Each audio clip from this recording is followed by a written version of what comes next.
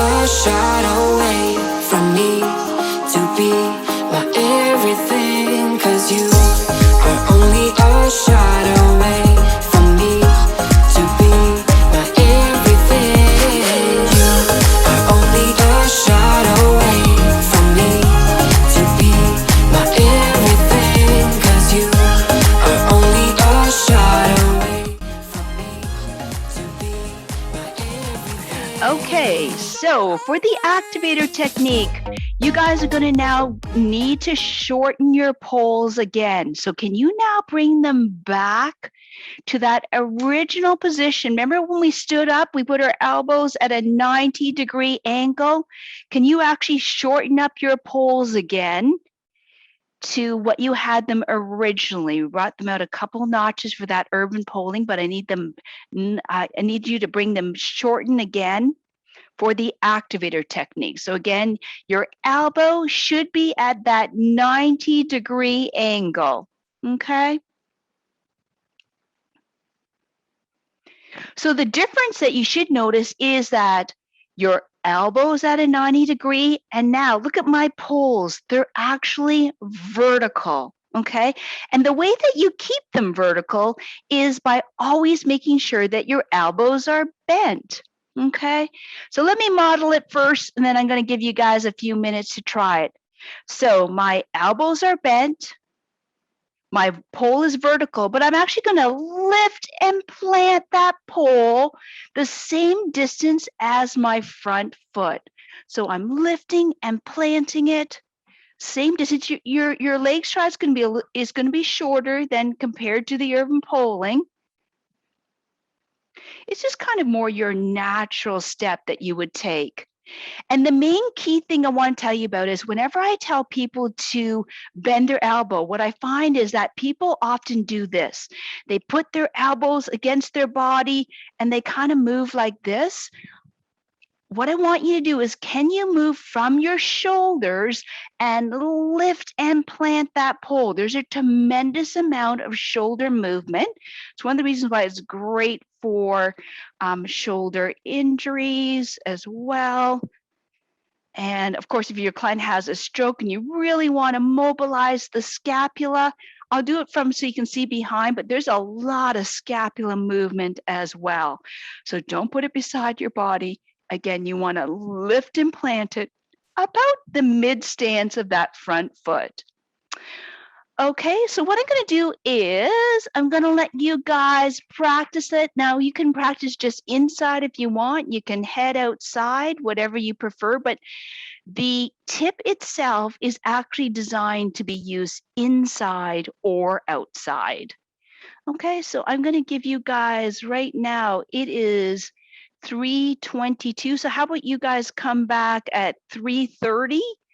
And we'll take a look at everyone's activator technique. See you guys all back at 3:30.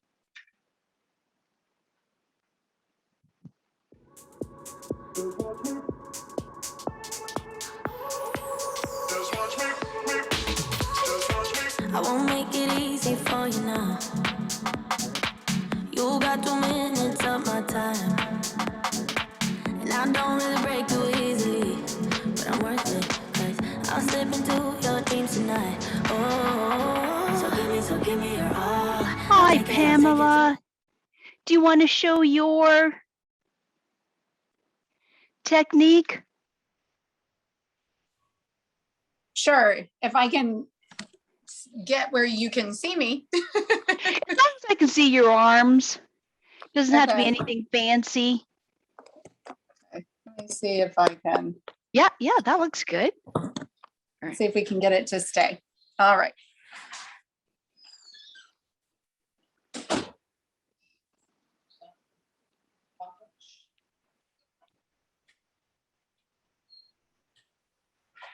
Yep, looks good. Looks good. Yeah. Of those 2 steps I could see, looks very good. Good. Okay, perfect, Pamela. Okay, Marcy, I see you're back. Do you want to show us yours? Yes. That's it, Marcy. Looks good. Looks good. Yep.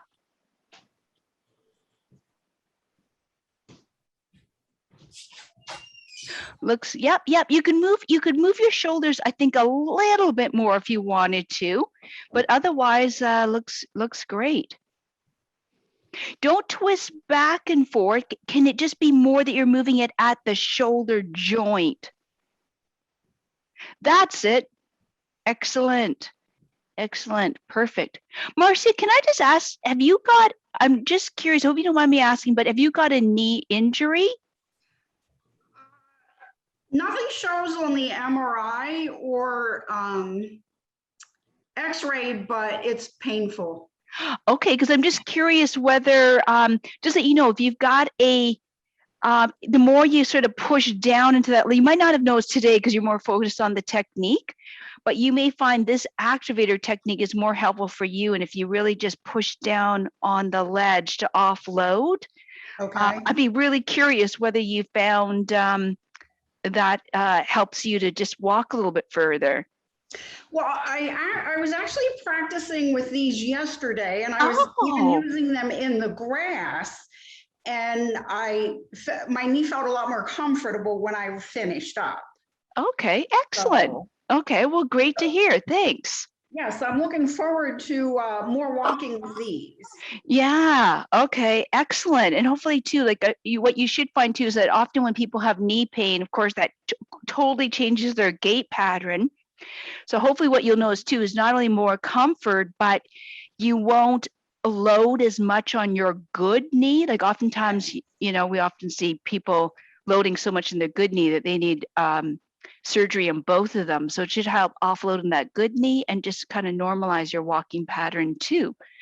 But okay, well, thank you for that feedback. Sure. Okay, so we've got Terry. Looks like you're ready to go. Sure.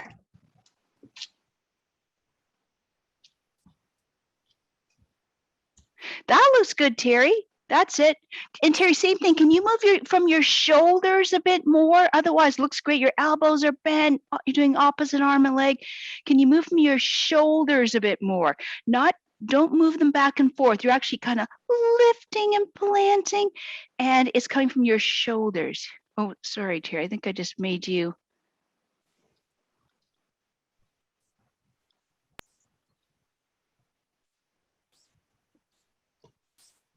Terry, let me just, sorry, I'm just going to see if I can.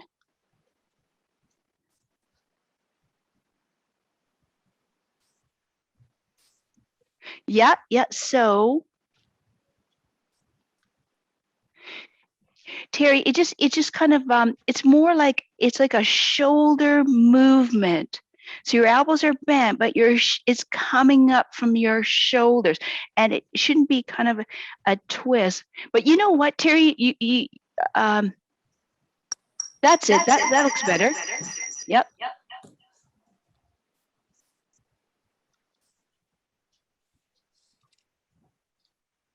There you go. Yep. Looks good. Okay, so we've done Pamela, we've done Marcy. How about Patricia? Oh, sorry, Pilar. I just meant the both of you guys. So either one of you guys, you can go first. Don't worry. I see both of your guys. Okay, same thing. You looking good, elbows are bent. Yeah, that's it. Move it from your shoulders. That's it. Okay, excellent. Good. Yep. Oh, you got it good. Same thing too, Pilar. Can you move it a bit more from your shoulders? Kind of reach out and lift and plant. That's it. And just, I think I'm confused, guys, a little bit when I say move your shoulders back and forth because your trunk is fairly stable. That's it. But you're actually kind of reaching forward, or someone told me it's kind of like a chug of like a train movement. But I've been called a train before. okay. That's it. That's it. Okay. Looks good. Okay. And okay, sorry. Karen, did we have you? You haven't gone yet, have you, Karen? No.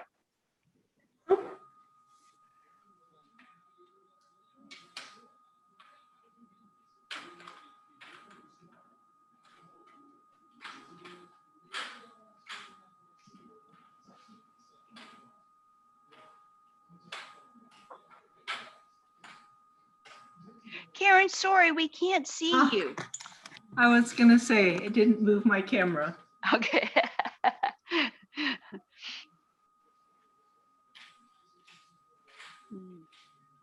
Sorry, Karen, can you bring it a little bit lower too? The clicking sounds like you're doing it right. There we go. One more time. Okay. Yep, yep, looks good. Looks good. Same thing too. Can you move your shoulders just a little bit more? That's it. That's it. It's kind of like you want to lift and plant it and move your shoulders. Okay, so we'll do Zach next.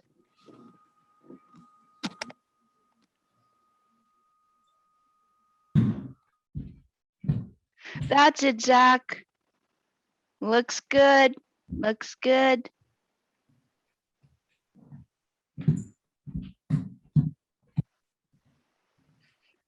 Okay, I think, have we done everyone? I think we have.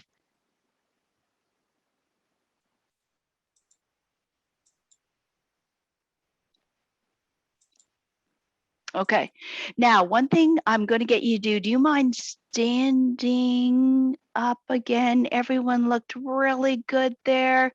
One thing I'm going to get you to do along with me is, so what I find is that oftentimes, so you get your client, they're doing really well with the technique, and then they come to a corner and they just do this, they do a pivot turn. And I find that is the most common reason why they're going to, trip themselves. So what I'd like you to do is, can you keep kind of what Wendy, like keep walking with the poles, but in a circle, and do this with your clients so you can tell them no matter which direction they are going in, we're not going to do a pivot turn. We're going to do the same technique, whether we are turning a corner, maybe do a little figure 8 in your room. And that's just a way to remind you that you don't want to change that technique regardless of the direction that you are going in. Okay, everybody. Mandy, Oh, yes?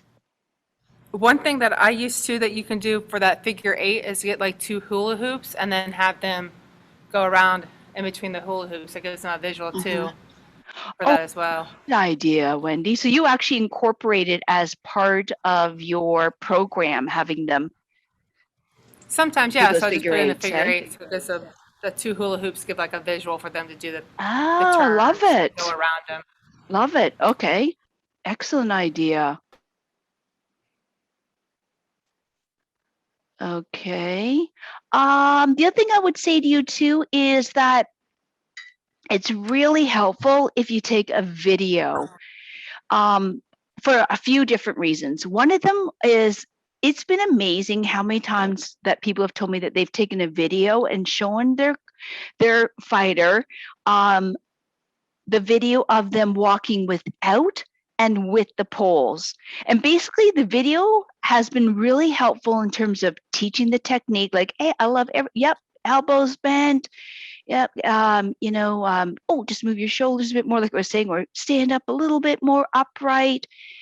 But also, people are amazed by how much the poles changed their technique, and it's been a huge motivator. Like, people are like, I had no idea I was looking down so much, I was slouching so much, or, oh my goodness, I don't lift up my feet there. So you can use the video as a way to also to get a baseline measure, because oftentimes, if you look at I mean, for a lot of Parkinson's clients, I find they'll notice changes immediately, but generally the research would tell you it's always a good 12 weeks before you see things move into habits.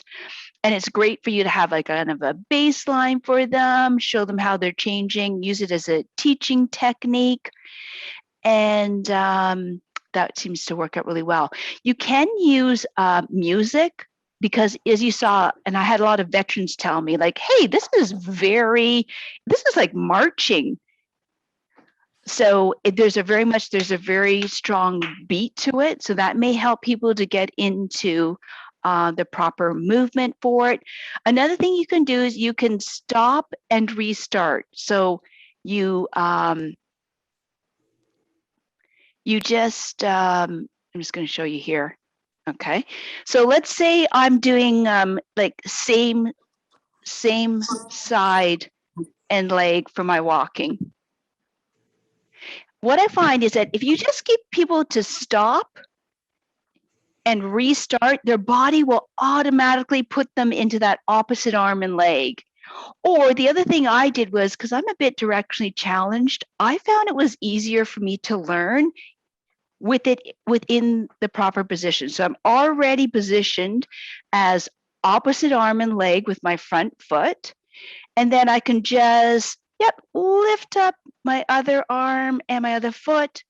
So those are just a couple different strategies that may help out. Using, if you can get people to walk, if there's a mirror in your clinic or center, that can often help people as well to see what they need to improve. And I just want to show you, I had mentioned earlier, just hint for your quiz. Here is our Activator 2 poles. So I'm not sure if you remember, but the Activator pole just goes up to 6 feet. This one actually goes up to 6 feet 4 inches. The weight bearing is 250 per pole, but the maximum user weight the weight of the person can be 320 pounds. And I'll just show you this as well, because sometimes I'll just let you know, sometimes other poles come with this flip lock system. Well, this Activator 2 comes with both the flip lock and with a button lock system. There's 3 sections to it, and you have to be able to put in the button lock as well as close the flip. Then you do the middle section, adjust it, and then close it off here. People also get this pole for traveling. So we had a lot of people tell us that they wanted to have a shorter pole. So this one collapses to 24 inches. It's quite a bit. It can fit into sort of a smaller suitcase, whereas the Activator collapses as well, but it's 29 inches. So it's more like a mid-size suitcase that'll fit in.